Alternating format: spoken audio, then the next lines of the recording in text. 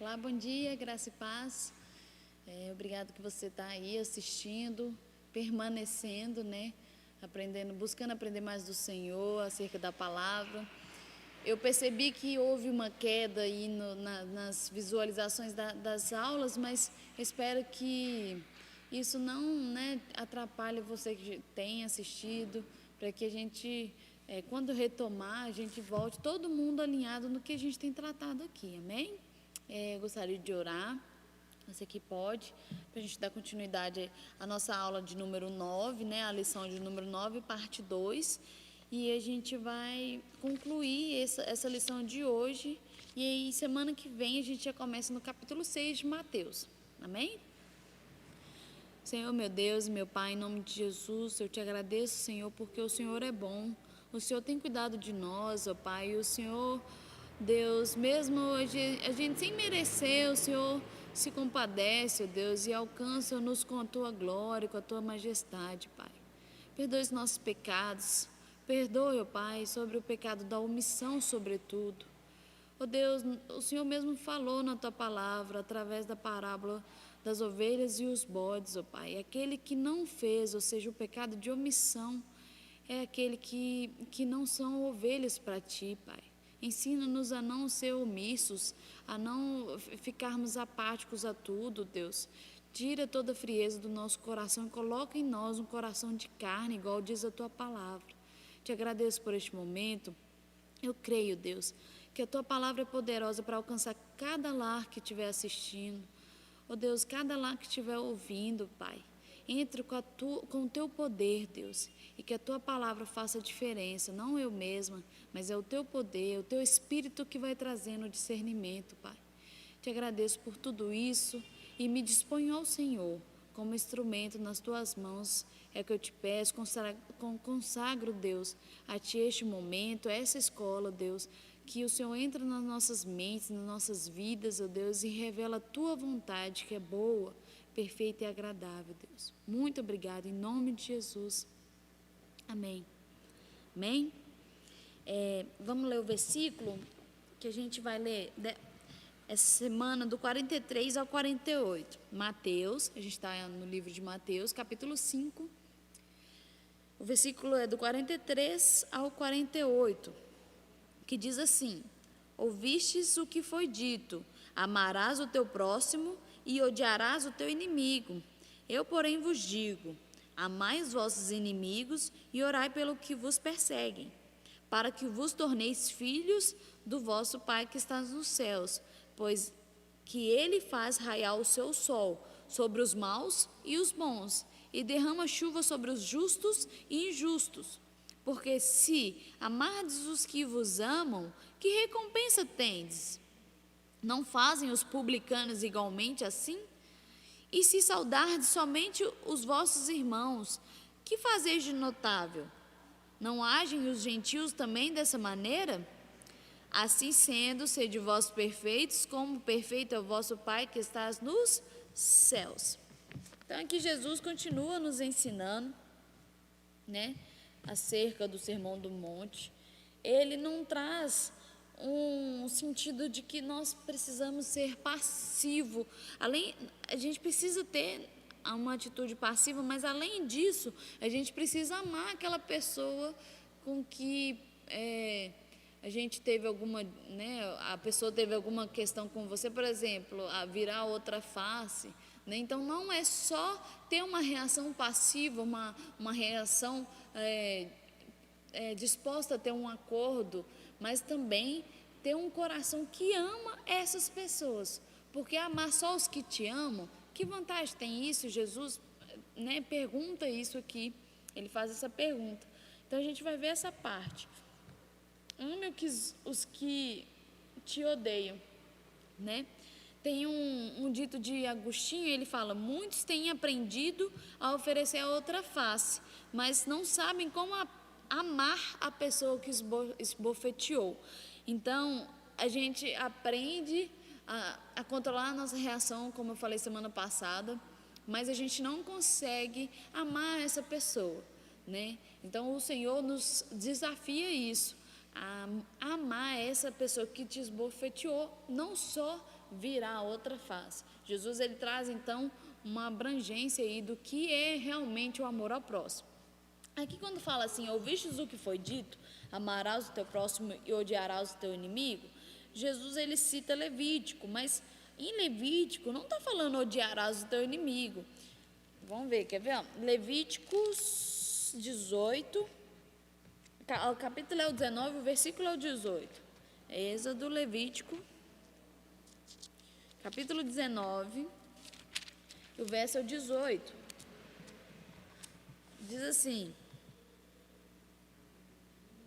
não te vingarás e não guardarás rancor contra os filhos do teu povo.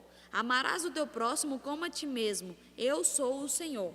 Então aqui Deus está orientando, e essa passagem é considerada como lei moral, social e cultural para aquele povo. Ou seja, seria como que seria a conduta de cada um para viver em sociedade. É o que Deus estava orientando. E ele fala assim: não te vingarás e não guardarás rancor contra os filhos do teu povo, ou seja, seus próprios irmãos. Amarás o teu próximo como a ti mesmo. O que os fariseus estavam fazendo é retirar, o como a ti mesmo, e eles acrescentavam essa parte que está escrita aqui, e odiarás o teu inimigo, no versículo 43 de Mateus.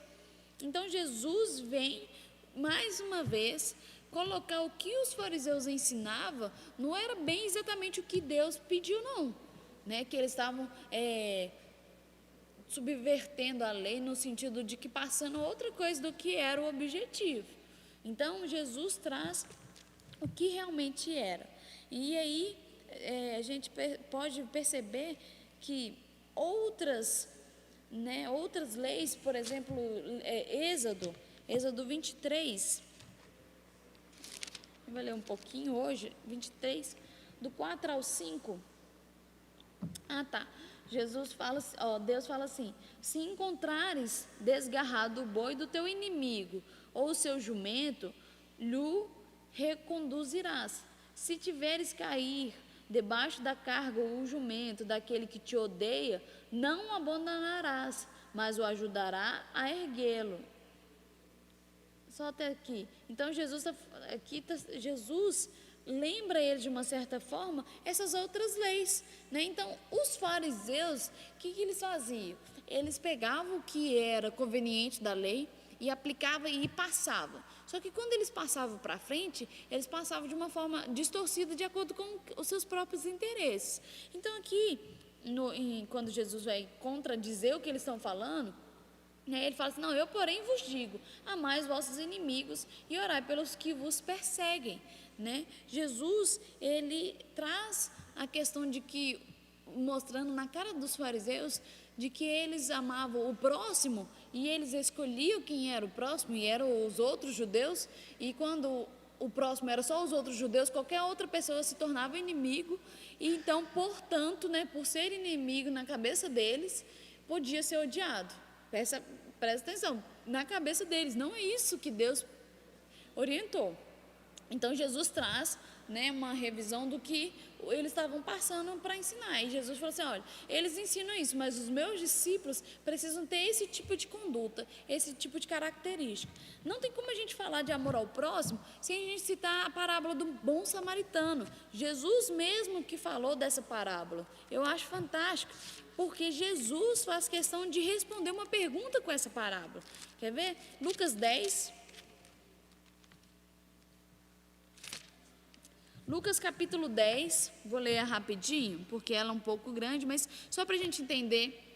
Eu sei que todo mundo está cansado de saber da parábola, mas para a gente ver que Jesus foi responder uma questão que eles queriam provar Jesus. Lucas 10, versículo 25, diz assim: certa vez, um advogado da lei levantou-se com o propósito de submeter Jesus à prova e lhe indagou: mestre, o que preciso fazer para herdar a vida eterna? Ao que lhe Jesus propôs: o que está escrito na lei? Como que tu interpretas? E ele replicou: amarás o Senhor teu Deus de todo o teu coração, de toda a tua alma, de toda a tua força e com toda a tua capacidade intelectual, e amarás o teu próximo como a ti mesmo. Então Jesus lhe respondeu, lhe afirmou: respondeste corretamente, faze isso e viverás. Ele, no entanto, insistindo em justificar-se, questionou a Jesus: mas quem é o meu próximo? Diante do que Jesus lhe responde assim. Então, Jesus responde a pergunta de quem é o próximo, né? Que ele estava querendo testar Jesus. Mas a pergunta que queria ser testada é para saber quem que era o próximo, porque para eles o próximo era só os judeus. Perceba. Aí Jesus propõe essa parábola do bom samaritano para responder quem que é o próximo. No 30 fala assim: certo homem descia de Jerusalém para Jericó, quando veio a cair nas mãos de alguns assaltantes, os quais, depois de lhe roubarem tudo, o espancaram e fugiram, abandonando-o quase morto. Coincidentemente, descia um sacerdote pela mesma estrada. Assim que viu o homem, passou pelo outro lado. Do mesmo modo, agiu um levita, quando chegou ao lugar, observando aquele homem, passou de largo. Mas um samaritano, estando de viagem, chegou onde se encontrava o homem, e assim que o viu, teve misericórdia dele. Então aproximou-se e enfaixou-lhe as feridas, derramando nele vinho e óleo. Em seguida, colocou-o sobre o seu próprio animal, levou-o para uma hospedaria e cuidou dele. No dia seguinte, Deus deu 2 denários ao hospedeiro e lhe recomendou: cuida deste homem e, se alguma despesa tiverdes a mais, eu te reembolsarei a ti quando voltar. Qual destes, daí Jesus termina a parábola e pergunta: qual destes 3 te parece ter sido o próximo do homem que caiu nas mãos dos assaltantes? Perceba, Jesus responde a pergunta dele com outra pergunta. Ele pergunta: eu te contei toda essa história, quem que era o próximo? E ele declarou no 37, o que teve misericórdia para com ele. Ao que Jesus lhe exortou: vai e procede tu da mesma maneira, né? Procede de maneira semelhante. Eu gosto muito dessa passagem, porque Jesus, ele traz de uma forma clara a resposta que foi feita, né? O próximo é aquele que ajudou. E aí a gente para pensar que o samaritano, ele era odiado pelos judeus. E bem provável que esse homem que foi assaltado era um judeu. Então, uma pessoa que era odiada, que foi ter, né, misericórdia dele. Porque o levita passou, o sacerdote passou e não fizeram nada. O sacerdote aqui, ele representa a própria lei. Então, a lei, sem a boa nova do evangelho, ela é isso, ela passou de lado, porque não está na lei, né? É como se fosse tudo escrito lá, eu só vou fazer tudo exatamente que está escrito. E Jesus traz isso para nós de uma maneira muito linda, porque não é só os judeus, né, os que são irmãos, né? Ou eu não preciso só amar aqueles que me amam, porque aí é muito fácil. Eu preciso, para ser discípulo de Jesus, eu preciso elevar o nível de justiça, não é? Então, Jesus traz essa característica. Então, o odiado era ali o samaritano. E com isso a gente tem aqui 4 pontos, né, que Jesus traz nesses versículos a seguir até acabar esse capítulo. No 44, ele fala assim: eu, porém, vos digo, amai os vossos inimigos e orai pelos que vos perseguem. Amai os vossos inimigos. Foi o que o samaritano fez, né? Jesus conta que o samaritano, e é interessante como que Jesus traz na exemplificação dele, na analogia que ele está fazendo ali na parábola, né? Que a parábola é uma história. Então, é interessante que Jesus traz o personagem que ajudou exatamente um samaritano, que era quem os judeus odiavam, para responder, né, para ser bem claro com ele que independente se for judeu ou não. Então, Jesus, ele mostra para o povo, né, para os seus discípulos a princípio, para nós, ele tem tentado mostrar, acho que falta quase um holofote, mas está escrito tão claro aqui, a gente tem trabalhado isso, tem estudado sobre isso, que você amar a pessoa que te ama é muito fácil. Já viu que tem umas pessoas que são mais fáceis de amar, outras nem tanto? Existe, mas o Senhor chama a amar todos igualmente, né? Então a gente precisa trabalhar isso conosco. Em Lucas, vou aproveitar que eu estava lá. Lucas 6 também uma parte do sermão, na perspectiva de Lucas.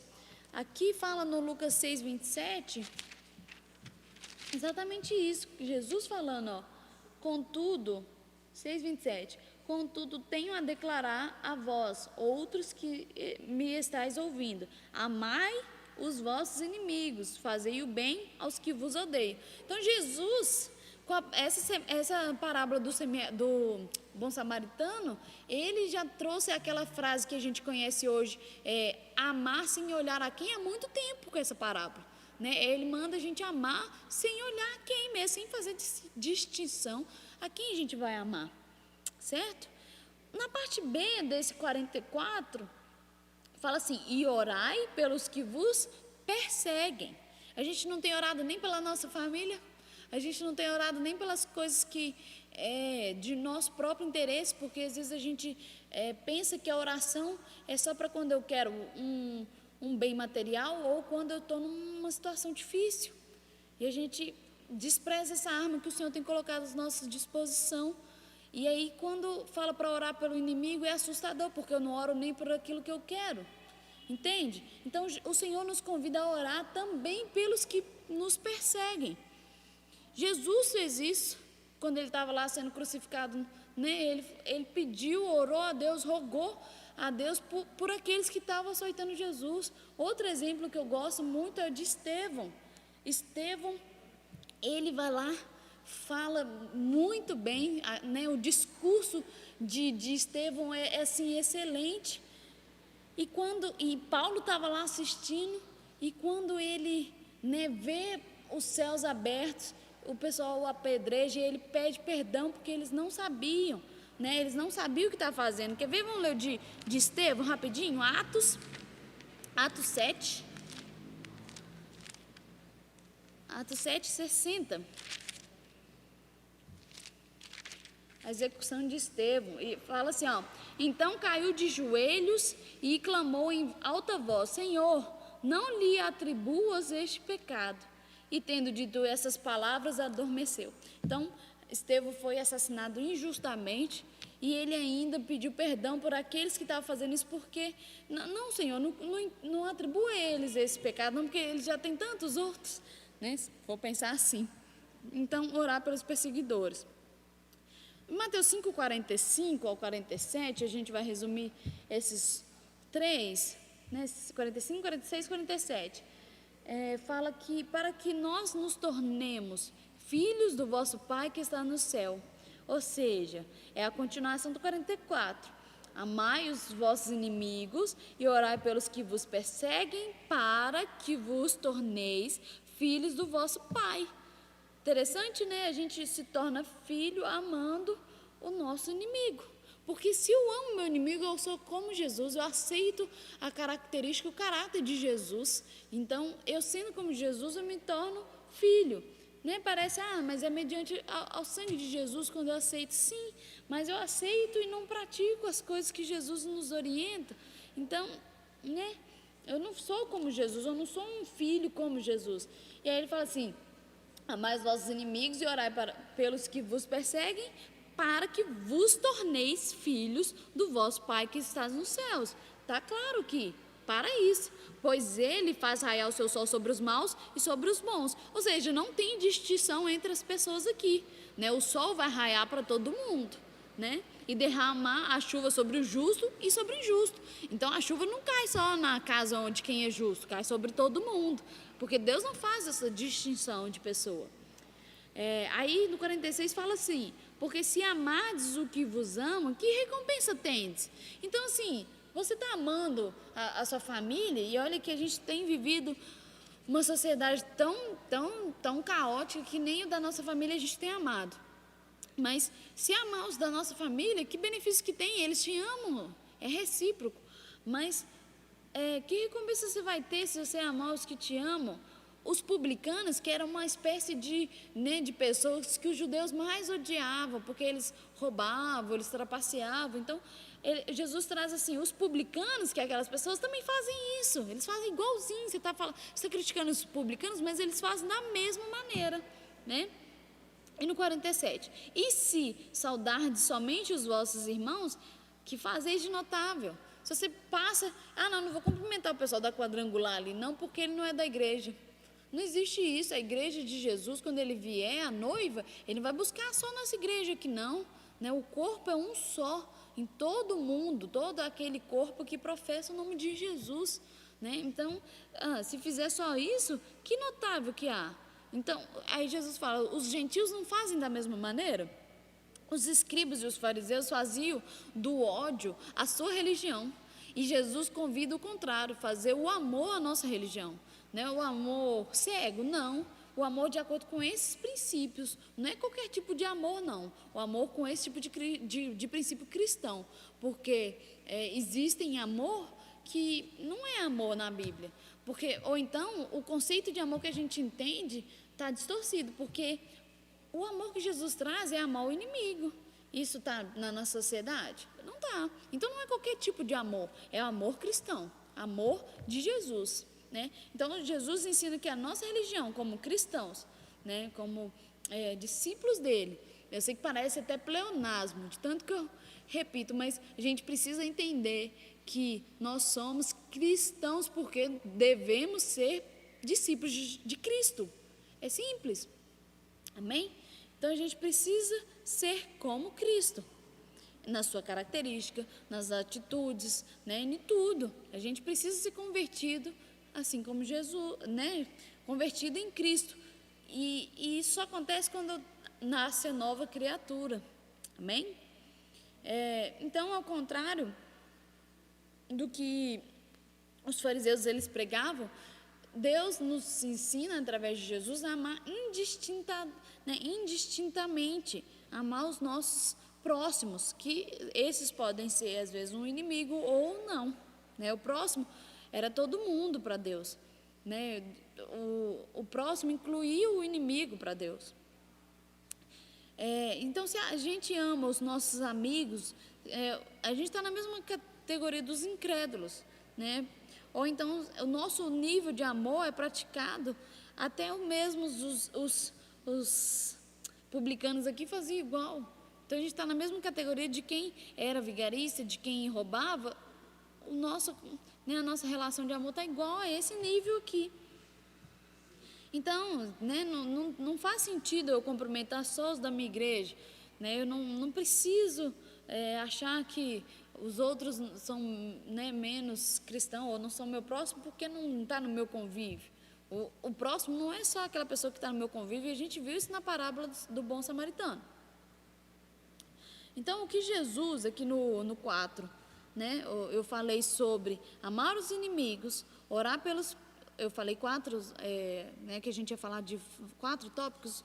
Então, foi o primeiro, amar os inimigos. O 2 foi orar pelos perseguidores. O terceiro o amor faz a diferença. Ou seja, nesse sentido de que a gente não vai trazer o ódio como a nossa religião, vai trazer o amor cristão. E o quarto o que Jesus espera dos seus discípulos. Ou seja, o padrão de amor, né, é um novo padrão. É o amor de Cristo. Quando Jesus fala para sermos perfeitos como o Pai, né, como o Pai é perfeito, ele não está falando sem pecado algum no 48. Fala assim, assim sede vós perfeitos como perfeito é o vosso Pai que estás no céu. Olha só, voltando lá em Lucas também, fazendo um paralelo desse texto, Lucas 6,36. Lucas 6, eu estou acabando. Lucas 6, versículo 36, fala assim: sede misericordiosos para com os seus outros, né? Aqui tá, essa versão está assim, para com os outros, assim como o vosso Pai é misericordioso. Então está falando para sermos perfeitos no amor, amém? Como o Senhor é perfeito. Então a gente não precisa aqui, porque a gente pensa, perfeito sem pecado algum, eu nunca vou ser, né? Mas eu vou ser perfeito em amar, assim como Deus.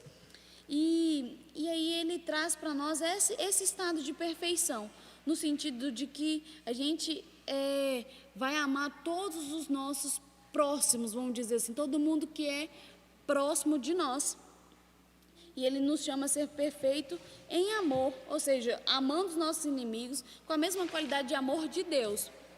Então, para acabar, para a gente concluir, tudo que aprendemos nessa lição, essa lição de número 9, né, são próprios do cristianismo. Se a gente coloca isso em prática, a gente produz uma diferença ímpar na nossa sociedade, a gente produz uma diferença onde a gente trabalha, em tudo, na nossa família, em tudo a gente produz essa diferença. Então, o Senhor, Ele coloca todos esses princípios para que a gente pratique, né? E a gente faça essa diferença onde a gente estiver. Amém? Eu queria deixar aí uma pergunta. Estamos vivendo essa diferença? Fica aí a pergunta, quem puder me responda lá no WhatsApp. Eu já respondo de antemão, eu penso que não, porque a gente precisa melhorar muito ainda como cristãos, amém? Então, era isso, a gente concluiu essa lição de número 9. Semana que vem a gente vai falar sobre a piedade do cristão e a gente entra no capítulo 6 de Mateus. Eu peço que você que tem a apostila, leia o textos, né? Os textos que estão aqui básicos, o texto devocional. Para você que não tem, eu vou mandar lá no WhatsApp do grupo da Escola Dominical as referências para a gente ler a Bíblia semanalmente, porque a palavra de Deus é o que nos mantém de pé, né? Ela é pura, ela é nosso escudo, né? É uma arma. E a gente não consegue nem, às vezes, manuseá-la. Então, a gente precisa voltar aos princípios básicos, né? Orar, ler a palavra. Chegou um tempo que a gente precisa voltar ao que é básico, porque a gente não consegue. E o Senhor tem nos desafiado a isso. Amém? Te agradeço. Tenta, né? Você que participou até agora, tem participado, tem muitas pessoas que permanecem, né, firmes. Eu creio que o Senhor, Ele, né, como muitos já disseram, e a gente vê isso à prova o tempo todo, aquilo que é abalável está sendo abalado, mas o que é inabalável, que é a palavra, né, tudo passará, mas as palavras do Senhor permanecerão. Isso não é abalável. Amém? Muito obrigada por ouvir até agora, que o Senhor possa te abençoar, e semana que vem a gente continua. Amém?